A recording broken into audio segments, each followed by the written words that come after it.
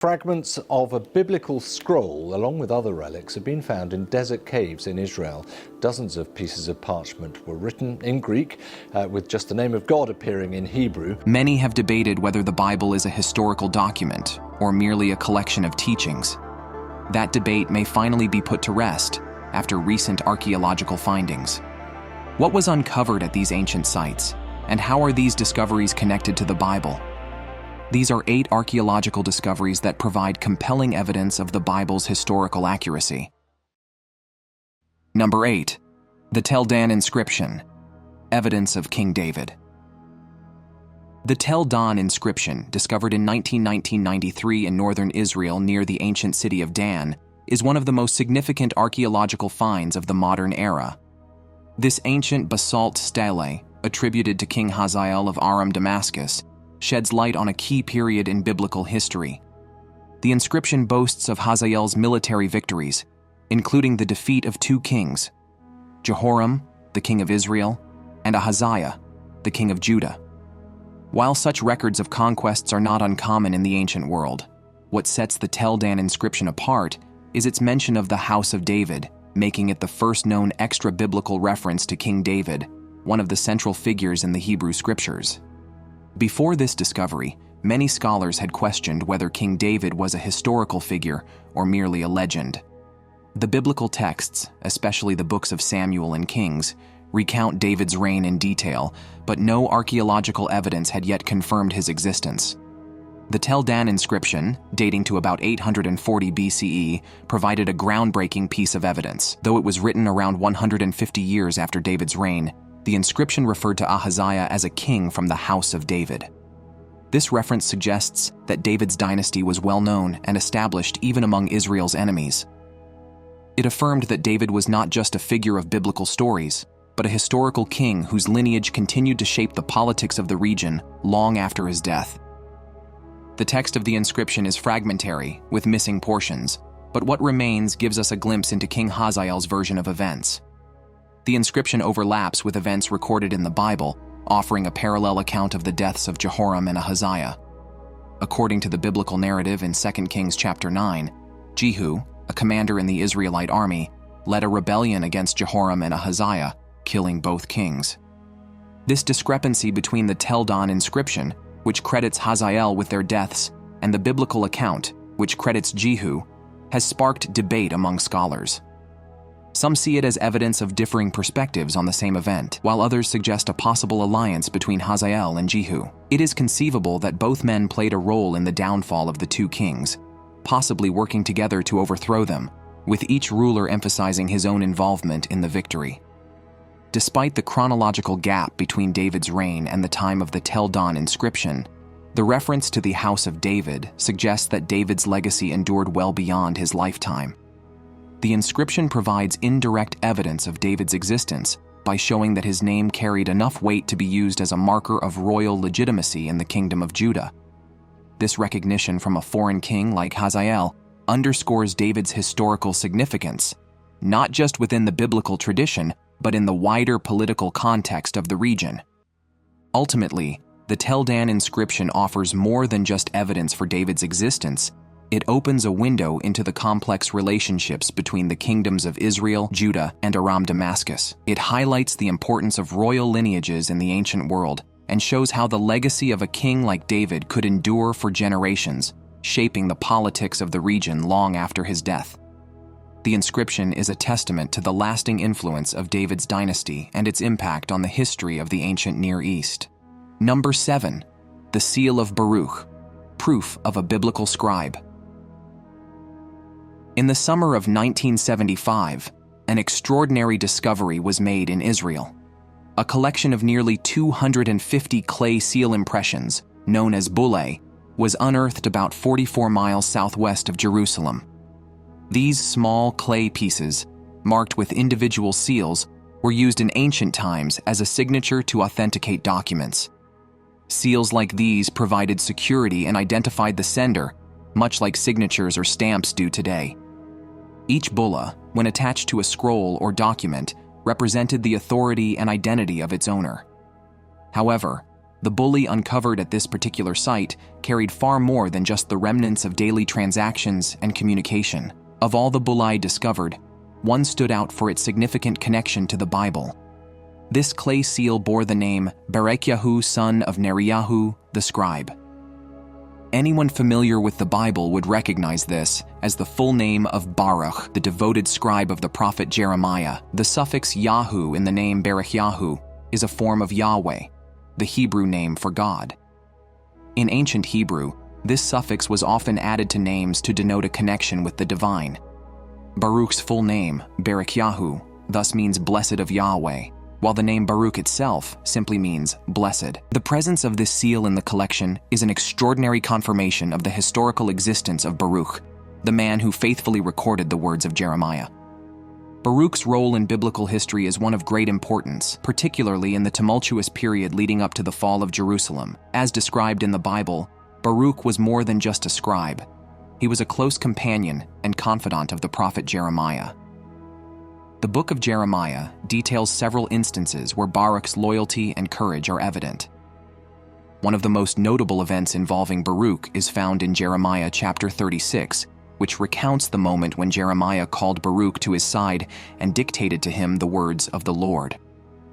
Baruch dutifully wrote down these prophecies on a scroll. When Jeremiah was unable to personally deliver this message to the people, it was Baruch who went to the temple and read the scroll aloud to the gathered crowd.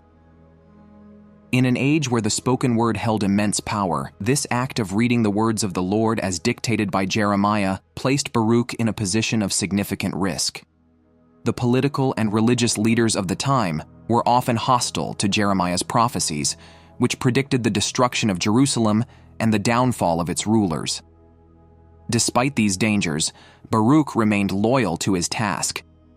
Even when the scroll was later burned by King Jehoiakim in an attempt to silence Jeremiah's prophecies, Baruch once again transcribed the words dictated by the prophet, preserving them for future generations.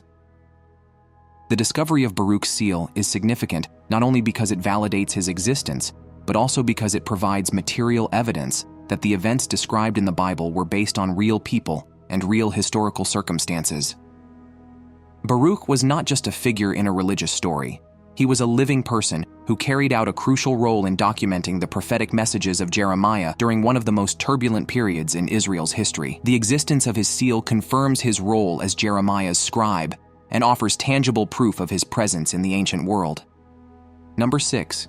The Pilate Stone, evidence of Pontius Pilate. In 1961, one of the most fascinating archaeological discoveries linking biblical narrative to historical reality was unearthed in the ancient city of Caesarea Maritima, Israel. Known as the Pilate Stone, this limestone artifact provides tangible evidence of the existence of Pontius Pilate, the Roman governor who presided over the trial and ordered the crucifixion of Jesus of Nazareth, a pivotal figure in the New Testament.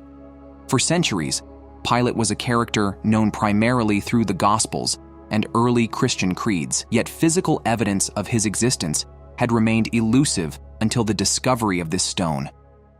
The Pilate Stone was uncovered by Italian archaeologists during an excavation at the Roman theater in Caesarea Maritima, a prominent port city on the Mediterranean coast. Caesarea had been a significant center of Roman administration in Judea, and Pilate himself likely resided there for much of the year, only traveling to Jerusalem during important Jewish festivals to maintain order. As the archaeologists sifted through the rubble of the ancient theater, they found the Pilate Stone embedded in the steps. Although the stone had been repurposed in the construction of the theater, it originally had a far more prestigious role. The inscription it bore mentioned none other than Pontius Pilate, providing the first archaeological confirmation of his existence and role as prefect of Judea. The inscription on the stone, though partially worn away, is clear enough to identify its significance. It reads, in part, to the divine Augustus Tiberius, Pontius Pilate, prefect of Judea. This text was likely part of a larger dedication to the Roman Emperor Tiberius, to whom Pilate owed his political appointment. The Pilate Stone is believed to have been part of a temple or building constructed in honor of Emperor Tiberius, whom Pilate served. During the Roman period, it was common for rulers to build temples or dedicate public works to their emperor, as a means of demonstrating loyalty and securing political favor.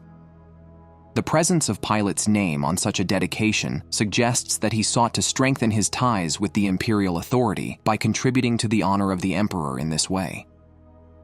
What is particularly important about this inscription is the official title it confers upon Pilate, Prefect of Judea. This confirms the political position held by Pilate, as described in the Gospels and corroborated by other Roman historical sources.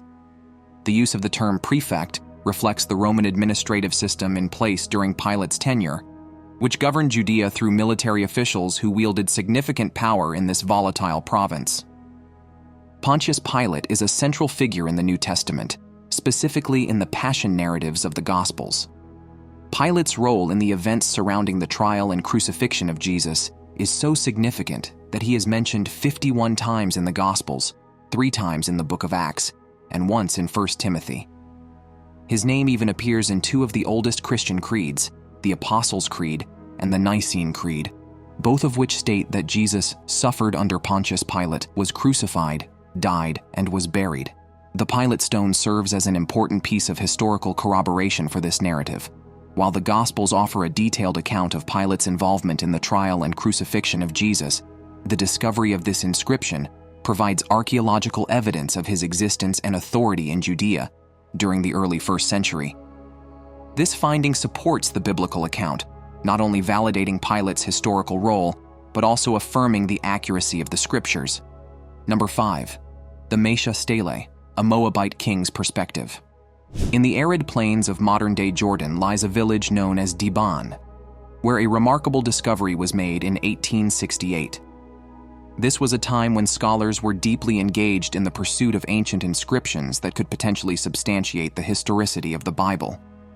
In this context, the discovery of the Mesha Stele, also known as the Moabite stone, was nothing short of revolutionary. This ancient stone slab bore an inscription that not only chronicled the victories of King Mesha of Moab, but also corresponded to a biblical account, shedding light on a period of fierce conflict between the Moabites and Israelites.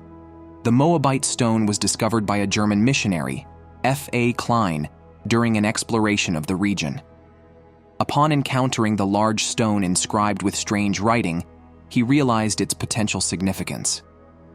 He informed French scholar Charles Clermont-Ganneau, who immediately recognized the importance of the find. Clermont-Ganneau sent 2 intermediaries to Dibon to further investigate and attempt to obtain the stone. The first individual successfully made a copy of the text, but the second inadvertently stirred tensions among the local villagers, leading to an unfortunate series of events. The villagers, fearing that the stone would be seized by foreign powers, shattered it into pieces. This act of destruction, driven by cultural misunderstanding and a desire to protect local heritage, scattered the fragments among various Bedouin tribes. However, before this disaster occurred, a papier-mâché impression, known as a squeeze, had been made of the inscription, preserving a record of the text. Clermont-Ganneau, undeterred by the setback, embarked on a painstaking quest to recover the fragments from the Bedouin tribes. Eventually, he was able to acquire 57 pieces of the stone and successfully reconstruct a significant portion of it. Today, the restored Mesha Stele stands in the Louvre Museum in Paris, a testament to both ancient history and the determination of modern scholars to preserve it. Dated to the 9th century BCE, the Mesha Stele is a rare artifact that provides a glimpse into the world of the Moabites, a people who lived east of the Jordan River and were frequently at odds with their Israelite neighbors.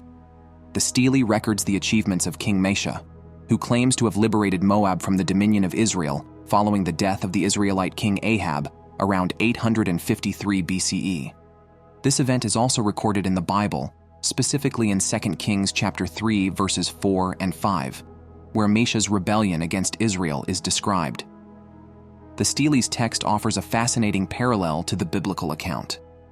While the Bible narrates the rebellion from the Israelite perspective, casting King Mesha as a vassal who revolted against rightful authority, the Moabite stone presents Mesha as a triumphant leader who restored Moabite independence after years of oppressive foreign rule. In both accounts, the conflict centers on the control of territory and tribute, with Mesha's refusal to continue paying tribute to Israel marking the beginning of open hostilities. The Mesha Stele's inscription details Mesha's military campaigns and victories, including his conquest of the Israelite-held town of Adaroth and his rebuilding of Dibon, which had been destroyed. Mesha attributes his success to the Moabite god Chemosh, whom he credits with delivering his enemies into his hands. The inscription thus not only provides a Moabite version of events, but also reflects the deep religious convictions of the time, with Chemosh playing a central role in Moabite national identity and military strategy.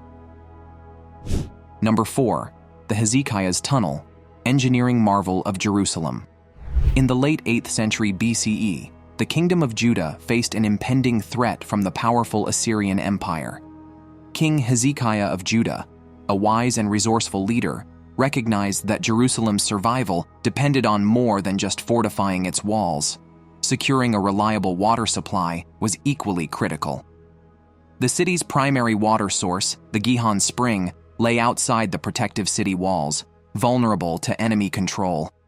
If the Assyrians laid siege to Jerusalem, they could easily seize the spring, depriving the city's inhabitants of water while ensuring an abundant supply for their own forces. This dangerous vulnerability needed a bold solution, and Hezekiah knew drastic measures were required. 2 Chronicles 32, verse 30 says Hezekiah conceived an ambitious plan to divert the waters of the Gihon Spring into the city. This required an extraordinary feat of engineering, the excavation of a tunnel through solid rock that would carry the water beneath the city walls to a secure location within Jerusalem. Known today as Hezekiahs Tunnel, this project stands as one of the greatest engineering accomplishments of the ancient world. Despite the significance of the project, Hezekiahs Tunnel remained hidden from modern eyes for centuries. It wasn't until 1838, when American researcher Edward Robinson stumbled upon the tunnel during his explorations of Jerusalem, that its existence was rediscovered. Further studies revealed the true magnitude of this ancient engineering marvel. Stretching approximately 534 meters through solid limestone, the tunnel was a monumental achievement. But perhaps even more astonishing than its size was the method of its construction. The tunnel was excavated by two teams of workers, one starting at the spring and the other from within the city, who dug toward each other and met in the middle. How these ancient builders managed to achieve this precise alignment without the benefit of modern technology remains one of the most baffling aspects of the project. Without the use of advanced surveying tools, how did the two teams manage to connect their work so perfectly deep within the mountain? Adding to the mystery is the fact that the tunnel has very few air shafts or natural sources of light. Researchers have long puzzled over how the workers were able to breathe and keep their lanterns lit as they progressed deeper into the rock. The confined space would have been dangerously low on oxygen, yet the work continued unabated. Hezekiahs Tunnel offers not only a glimpse into the past, but also a rare opportunity to connect a physical structure with the biblical narrative. It serves as a lasting proof of the ingenuity, determination, and resilience of King Hezekiah and his people as they face the overwhelming threat of the Assyrian Empire. Today, visitors from around the world come to Jerusalem to walk through Hezekiahs Tunnel, marveling at the extraordinary skill and perseverance of the ancient engineers who carved this lifeline through solid rock. The tunnel continues to inspire awe, standing as a tangible reminder of the remarkable achievements of one of Judah's most resourceful kings. Number 3. The Pool of Silom, a site of biblical miracles. In the autumn of 2004, a significant archaeological discovery was made during excavation work for a sewer system in Jerusalem. The E.R. David Foundation, guided by archaeologists Eli Shukron and Ori Orbach from the Israel Nature and Parks Authority, unearthed what would later be identified as the Pool of Silom. Shukron, alongside Ronnie Reich from the Israel Antiquities Authority, uncovered stone steps leading to the pool, suggesting its historical importance. The excavation confirmed that these steps were part of the Second Temple period pool, a finding formally announced on August 9, 2005. This discovery captivated the public and the media, providing tangible evidence supporting biblical narratives and underscoring the pool's significance in religious history. The Pool of Silom appears in the Bible in both the Old and New Testaments, but its prominence is highlighted in the New Testament. Specifically, it is mentioned in John 9 verses 7 and 11. According to the Gospel of John, Jesus performed a miraculous healing at this very site. A man who had been blind from birth was instructed by Jesus to wash in the Pool of Silom. After obeying Jesus' command, the man's sight was miraculously restored. The discovery of the Pool of Silom offers compelling physical evidence for the New Testament narrative. Before this excavation, the pool's exact location was known only through textual references and historical descriptions. The unearthed remains, including the stone steps and the pool's structure, provide concrete proof that this site existed as described in the Bible. This finding lends credibility to the gospel account by presenting a real, verifiable location associated with Jesus' miracles. The pool's location aligns with historical and geographical descriptions found in biblical texts situated near the ancient city of Jerusalem, consistent with the descriptions of the pool as a prominent feature in the city. The architectural style and construction methods of the pool further validate the historical context of the biblical narrative. The excavation of the Pool of Silom also carries significant theological implications. For believers, it reinforces the historical reality of the New Testament events, providing a tangible connection to the miraculous acts of Jesus. The site transforms from a biblical story into a historical reality that can be seen and touched. This discovery emphasizes that miracles are not merely symbolic, but have real-world manifestations. The Pool of Silom becomes more than just a historical site. It embodies the divine power and compassion attributed to Jesus. It serves as a reminder of the transformative power of faith and the reality of divine intervention in the world. Today, the Pool of Silom attracts pilgrims who seek to connect with this pivotal moment in Christian history. As a pilgrimage destination, the Pool of Silom offers a unique opportunity to walk in the footsteps of biblical events, making it a cherished location for those seeking a deeper connection to their faith and the rich history of Jerusalem. Number 2. The Merneptah Stele, oldest mention of Israel. In August 1896, Sir Flinders Petrie, a renowned Egyptologist, was excavating the ancient ruins of a funerary chapel in Memphis, Egypt, when he made a groundbreaking discovery. Amidst the half-buried remains, Petrie uncovered a colossal stone tablet, or stele, measuring about 5 feet wide and 10 feet tall.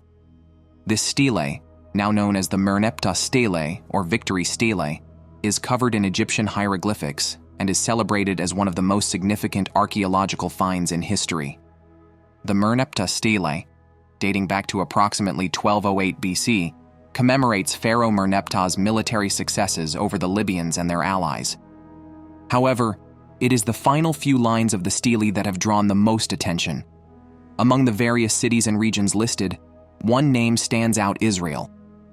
This mention of Israel in the context of Merneptah's conquests was an unprecedented find and provided direct evidence of the nation's existence during this period. When Wilhelm Spiegelberg, Petrie's translator, first encountered the name Israel on the stele, he was perplexed. Spiegelberg struggled with the identification of this name, which seemed out of place among the otherwise familiar Syrian towns listed. Petrie, recognizing the importance of this mention, realized that the stele had monumental significance. This discovery marked a turning point in the study of ancient history and the biblical narrative. Before the Merneptah Stele, evidence for the historical existence of Israel as a nation was largely confined to biblical texts. Many scholars had argued that the Bible's accounts were unreliable, particularly concerning the early history of Israel. The absence of direct archaeological evidence to support these accounts had fueled skepticism about their accuracy. The Merneptah Stele's reference to Israel changed this narrative. It provided concrete proof that Israel was a recognized entity in the 13th century BC, aligning with the biblical timeline and supporting the historical accuracy of the Bible. The significance of the Merneptah Stele is further underscored by additional archaeological findings. Across the Nile from the site of the funerary chapel lies the Temple of Karnak, where copies of the Merneptah Stele were discovered, along with reliefs depicting battles and conquered cities. These records include mentions of Ascalon, Gezer, and Yanoam, cities also listed on the stele. Egyptologist Frank Yurko has interpreted one of these reliefs as representing the battle with Israel described on the stele.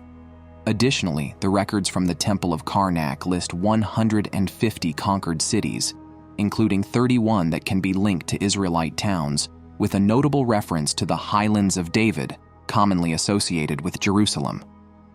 The discovery of the Merneptah stele remains a cornerstone of both archaeological and biblical scholarship.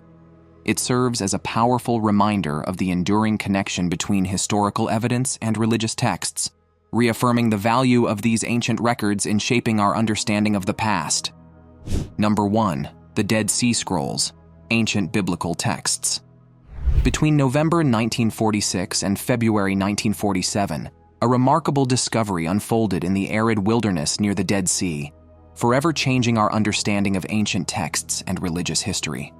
Bedouin shepherd Muhammad ed-Dib, his cousin Juma Muhammad, and their companion Khalil Musa stumbled upon a series of ancient scrolls in a cave near what is now known as the Qumran site. The initial discovery began when Juma Muhammad noticed the entrance to a cave, but it was Muhammad ed-Dib who fell into the cave later known as Cave 1, where he found a collection of scrolls housed in clay jars.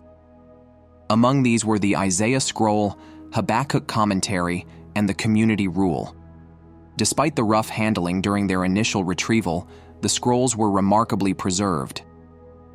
John C. Trevor, an American scholar, played a pivotal role in reconstructing the story of this discovery. Through interviews with the Bedouin, Trevor pieced together the events leading up to the find and identified the significant manuscripts. The scrolls uncovered from Cave 1 and subsequent caves have proven to be of immense scholarly value, offering a unique glimpse into a turbulent period in Jewish history. The Dead Sea Scrolls are crucial for understanding the diverse religious landscape of Second Temple Judaism. This era, which existed before the destruction of the Temple and the Jewish Commonwealth in 70 CE, was marked by a multitude of sects and political groups, beyond the well-known Pharisees, Sadducees, and Essenes. The scrolls reveal a vibrant and complex religious life, reflecting a Judaism in transition from the biblical traditions of ancient Israel to the rabbinic Judaism that would later dominate. The texts provide insights into the various sects and their practices, capturing the essence of a Judaism that was evolving during a time of significant upheaval. In addition to their importance for Jewish history, the Dead Sea Scrolls offer valuable context for early Christianity. Dating back to the time of the New Testament, the scrolls shed light on the Jewish background of Christian beliefs and practices. Scholars have noted similarities between the Qumran texts and early Christian traditions, such as rituals of baptism, communal meals, and shared property management. Most notably, the organizational structure of the Qumran community, divided into 12 tribes led by 12 chiefs, mirrors the structure of the early Christian church, which was founded on 12 apostles. This parallel has led many to suggest that both the Qumran community and early Christians may have emerged from a common stream within Judaism, rather than indicating a direct link between them. The Dead Sea Scrolls also captured the public imagination through various exhibitions, such as the one held at the Library of Congress from May to August 1993. This exhibit, provided by the Israel Antiquities Authority, allowed the public to view fragments of these ancient texts and gain insight into their historical and religious significance. The exhibit included captions and translations that highlighted the relationships between the scrolls, the Qumran community, and their broader historical context. The legacy of the Dead Sea Scrolls endures as a testament to the richness of ancient Jewish thought and the early foundations of Christianity. Their discovery has not only provided scholars with invaluable historical texts, but also sparked a broader interest in understanding the roots of religious traditions that continue to shape modern beliefs.